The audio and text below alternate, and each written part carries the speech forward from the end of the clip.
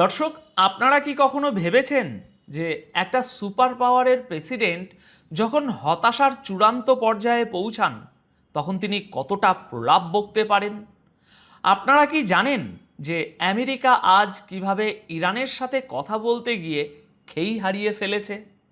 আজকে আমাদের আলোচনার একেবারে কেন্দ্রে থাকছে ডোনাল্ড ট্রাম্পের নতুন যুদ্ধের হুঙ্কার, ইরানের চোখ ধাঁধানো পাল্টা জবাব, হরমুজ প্রণালীতে আবারও হঠাৎ করে জ্বলে ওঠা আগুন। আসুন, এখানে একটা জিনিস খুব মনোযোগ দিয়ে বুঝতে হবে দর্শক।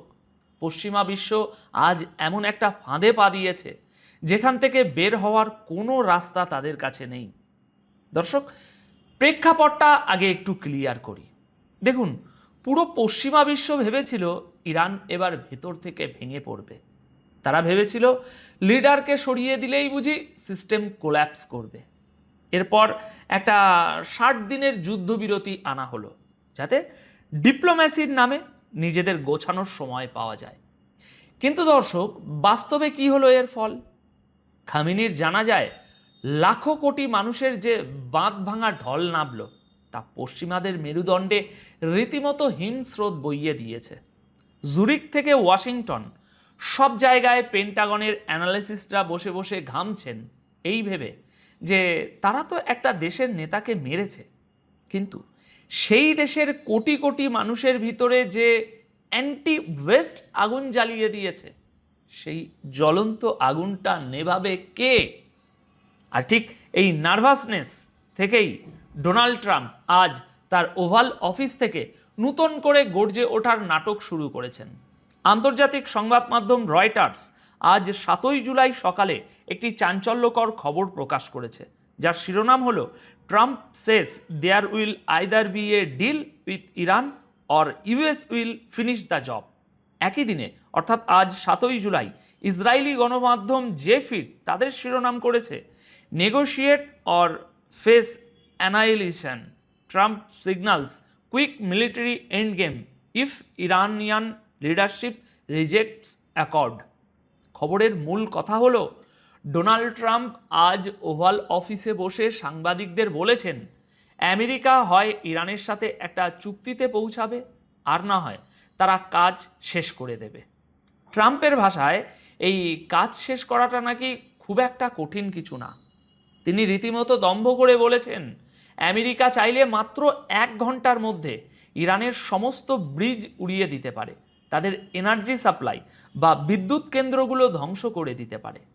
ট্রাম্প আরও বলেছেন যে তিনি নাকি চুক্তি করতেই বেশি আগ্রহী, কারণ তিনি 9 কোটি 10 লক্ষ ইরানি নাগরিকের কোনো ক্ষতি করতে চান না। দর্শক, লজিক্যালি চিন্তা করুন, এই লোকটা বলছে সে 1 ঘন্টায় একটা দেশের সমস্ত ইনফ্রাস্ট্রাকচার ধ্বংস করে দেবে, আবার পরেক্ষণেই বলছে সে নাকি সাধারণ মানুষের কথা ভেবে চুক্তি করতে চায়।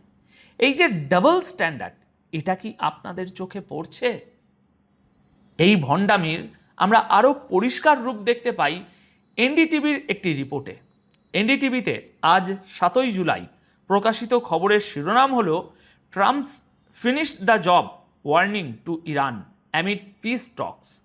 খবরটিতে ট্রাম্পের এক্সিওস মিডিয়াকে দেওয়া একটি সাক্ষাৎকারের কথা উল্লেখ করা হয়েছে। এখানে ট্রাম্প দাবি করেছেন যে খামেনির জানা যায় যখন ইরানের সমস্ত শীর্ষ নেতারা এক জায়গায় জড়ো হয়েছিলেন তখন আমেরিকা চাইলে এক গুলিতে বা ওয়ান শটে সবাইকে শেষ করে দিতে পারত, কিন্তু তারা নাকি সেটা করেনি। কেন? কারণ তাহলে আমেরিকা কার সাথে আলোচনা করবে? আলোচনা করার মতো তো আর কেউ বেঁচে থাকতো না, সেই জন্য। দর্শক, আপনি কি বুঝতে পারছেন পশ্চিমাদের সাইকোলজিটা কেমন? তারা একটা দেশের নেতাকে খুন করেছে, সেই শোকে কোটি কোটি মানুষ যখন রাস্তায়, তখন তারা বলছে আমরা চাইলে সবাইকে মারতে পারতাম, কিন্তু দয়া করে মারিনি। এটা কি কোনো সভ্য দেশের ভাষা হতে পারে? পশ্চিমা বিশ্ব এভাবেই যুগ যুগ ধরে নন ওয়েস্টার্ন দেশগুলোকে তাদের দয়ার ভিখারি বানানোর চেষ্টা করে এসেছে। কিন্তু ট্রাম্পের এই হুঙ্কার যে আসলে ফাঁকা আওয়াজ, সেটা বুঝতে হলে আপনাকে ইরানের পাল্টা চালগুলো দেখতে হবে। ট্রাম্প হয়তো ভেবেছিলেন তার এই হলিউড স্টাইলের থ্রেট শুনে ইরান ভয়ে কাঁপতে শুরু করবে।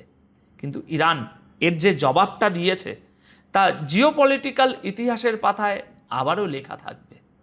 প্রেস টিভিতে 7 জুলাই আজ প্রকাশিত খবরে ইরানের সুপ্রিম ন্যাশনাল সিকিউরিটি কাউন্সিলের সেক্রেটারি মোহাম্মদ বাঘের জোলকাদার একটি কড়া স্টেটমেন্ট তুলে ধরা হয়েছে এই প্রতিবেদনের শিরোনাম হলো speak with respect mister Trump or Iranians will reply in different language, top security official.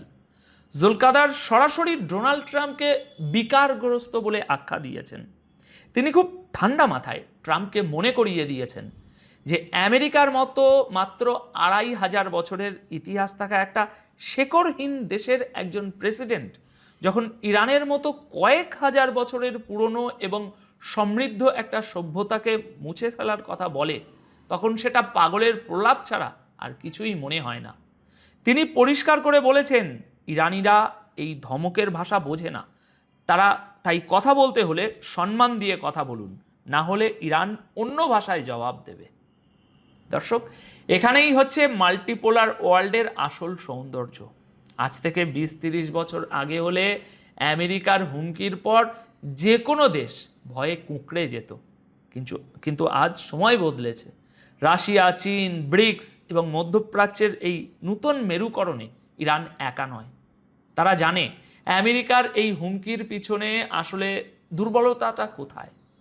আর্মেনিয়াতে অবস্থিত ইরানি দূতাবাস এক্সে একটি পোস্ট করেছে, সেটি এনডিটিভির এই 7 তারিখের রিপোর্টেই বলা হয়েছে। তারা লিখেছে, মানুষকে হত্যা করা যায় কিন্তু আদর্শকে নয়। আপনারা আয়াতুল্লাহ খামেনিকে হত্যা করেছেন, কিন্তু বাস্তবে আপনারা একটি পারফিউমের বোতল ভেঙে দিয়েছেন যার সুগন্ধ এখন সব জায়গায় ছড়িয়ে পড়েছে। দর্শক, এই যে এই একটা লাইনের গভীরতা চিন্তা করুন।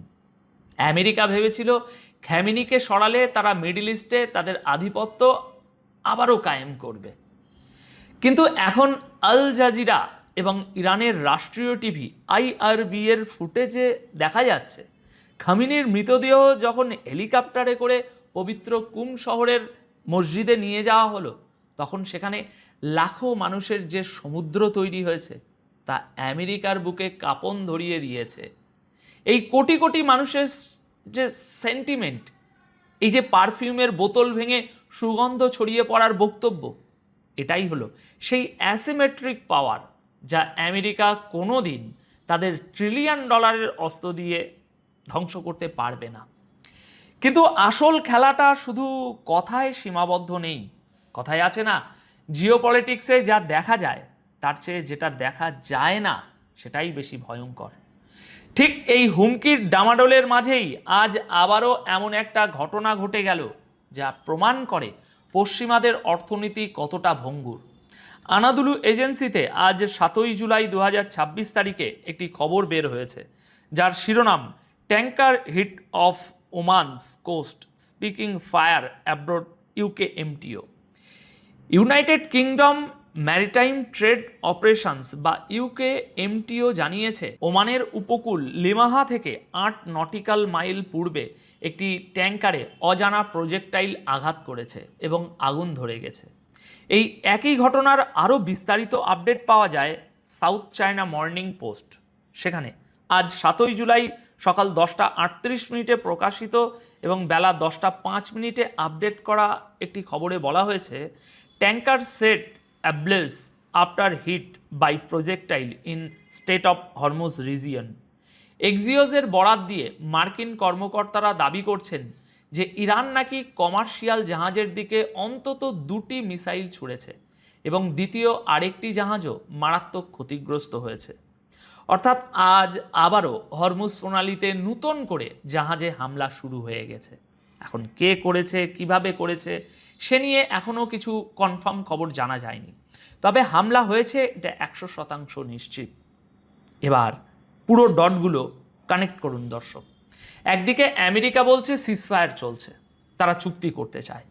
অন্যদিকে হরমুজ প্রণালীতে পুরো দুনিয়ার অপরিশোধিত তেলের 5 ভাগের 1 ভাগ যেখান দিয়ে যায় সেখানে তেলের ট্যাঙ্কার জ্বলছে আবারও।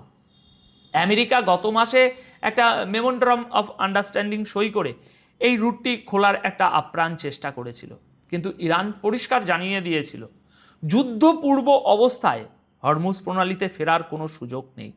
ইরানের ঠিক করে দেওয়া রুটের বাইরে গিয়ে চললে খবর আছে।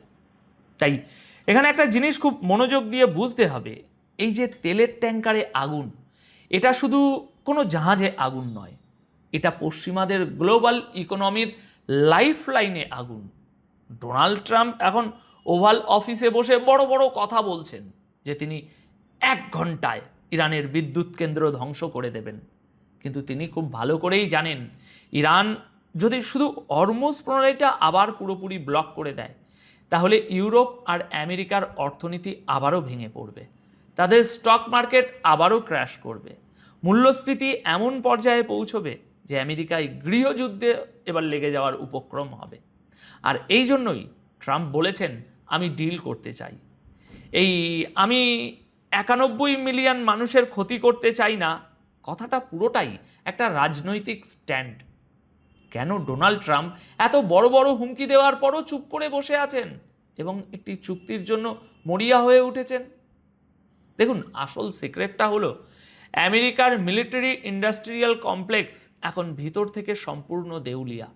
তারা খুব ভালো করেই জানে যে ইরানের সাথে একটা এবার সর্বাত্মক যুদ্ধ মানে সেটা ইরাক বা আফগানিস্তানের মতো যুদ্ধ হবে না। ইরানের কাছে রয়েছে বিশ্বের অন্যতম শক্তিশালী মিসাইল প্রোগ্রাম। আমেরিকা যদি ইরানের একটা ব্রিজও ওড়ায়, তাহলে ইরান শুধু হরমুজ প্রণালী বন্ধ করবে না, বরং মধ্যপ্রাচ্যে অবস্থিত আমেরিকার সমস্ত বেসগুলো, সেটা বাহরাইন হোক, কাতার হোক বা জিবুতি হোক, সব জায়গায় বৃষ্টির মতো মিসাইল পড়বে। এবং সবচেয়ে বড় কথা, রাশিয়া এবং চীন এই যুদ্ধে এবার আর নীরব দর্শক হয়ে বসে থাকবে না। এই মাল্টিপোলার অ্যাক্সিস এখন আমেরিকার যে কোনো হঠকারী সিদ্ধান্তের জন্য ওত পেতে বসে আছে। ট্রাম্পের এই হুঙ্কারগুলো আসলে ইরানের উদ্দেশ্যে নয়, এই হুঙ্কারগুলো তার নিজের দেশের ভোটারদের উদ্দেশ্যে এবং ইসরায়েলকে শান্ত রাখার জন্য একটা ড্যামেজ কন্ট্রোল মেকানিজম মাত্র। আমেরিকা জানে তারা মাঠে হেরে গেছে, এখন তারা শুধু টেবিলে বসে সম্মানজনক একটা এক্সিট রুট খুঁজছে। ইরান যখন বলেছে যে 2500 বছরের শেকড়হীন একটা দেশ কয়েক হাজার বছরের প্রাচীন সভ্যতাকে মুছে ফেলার হুমকি দেয়, এটা আসলে শুধু একটা ডায়লগ ছিল না, এটা ছিল পশ্চিমাদের আইডেন্টিটি ক্রাইসিসের উপর একটা সাইকোলজিক্যাল অ্যাটাক, ডাইরেক্ট অ্যাটাক। পশ্চিমাদের কাছে হয়তো প্রযুক্তি আছে, কিন্তু তাদের কাছে সেই ধৈর্য এবং মাটির সাথে সেই শেকড়ের টান নেই যা ইরানের কোটি কোটি সাধারণ মানুষের আছে। খামেনির মৃতদেহ যখন কুম শহর থেকে ইরাকের নাজাফ এবং কারবালায় নিয়ে যাওয়া হবে, তখন পুরো শিয়া বিশ্ব যেভাবে ঐক্যবদ্ধ হবে সেটা আমেরিকার থিঙ্ক ট্যাঙ্কগুলোর কল্পনারও বাইরে। তারা একটা পারফিউমের বোতল ভেঙেছে ঠিকই, কিন্তু সেই সুগন্ধে এখন পুরো গ্লোবাল সাউথ জেগে উঠেছে এই পশ্চিমা ভণ্ডামির বিরুদ্ধে। দর্শক, জিওপলিটিক্সের দাবার বোর্ডে আমেরিকা এখন তাদের রানীকে বাঁচাতে গিয়ে একের পর এক বোর্ডে হারাচ্ছে। ট্রাম্পের এই যে ফিনিশ দ্য জব আসলে ইরানের জন্য নয়, হয়তো পশ্চিমা আধিপত্যের ফিনিশ লাইনটাই এখন আমরা দেখতে পাচ্ছি।